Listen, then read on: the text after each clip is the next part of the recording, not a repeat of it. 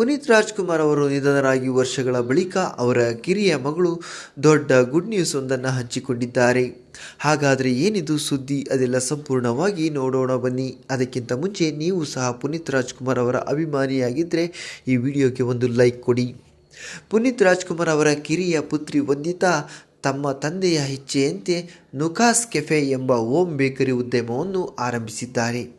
ಅದಕ್ಕಾಗಿ ವಿಶೇಷ ಸತ್ಯನಾರಾಯಣ ಪೂಜೆಯನ್ನು ಅಮ್ಮನ ಜೊತೆ ನೆರವೇರಿಸಿದ್ದು ಅದರ ಫೋಟೋಗಳು ಈಗ ವೈರಲ್ ಆಗಿವೆ.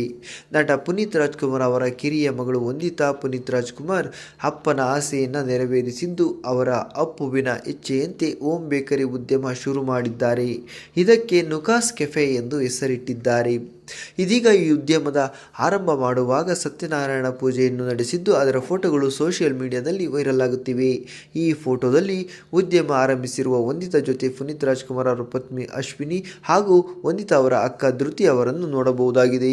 ನುಕಾಸ್ ಹೆಸರು ಸ್ವಲ್ಪ ವಿಚಿತ್ರ ಎನಿಸುವುದು ಉಂಟು, ಆದರೆ ಈ ಹೆಸರಿನ ಹಿಂದೆ ಇರುವುದು ಅಪ್ಪ ಅಪ್ಪುವಿನ ನೆನಪು. ಹೌದು, ವಂದಿತಾ ಅವರನ್ನು ಅಪ್ಪ ಪುನೀತ್ ಸೇರಿದಂತೆ ಕುಟುಂಬಸ್ಥರು ನುಕ್ಕಿ ಎಂದೇ ಕರೆಯುತ್ತಿದ್ದರು. ಇದು ಅವರ ನಿಕ್ ನೇಮ್. ಇದೇ ಹೆಸರನ್ನು ತಮ್ಮ ಬೇಕರಿಗೂ ಇಟ್ಟುಕೊಂಡು ನುಕಾಸ್ ಎಂದು ನಾಮಕರಣ ಮಾಡಿದ್ದಾರೆ ವಂದಿತಾ ಅವರ ಕೆಲಸಕ್ಕೆ ನೀವು ಕೂಡ ಆಲ್ ದ ಬೆಸ್ಟ್ ಅಂತ ಕಮೆಂಟ್ ಮಾಡಿ ತಿಳಿಸಿ.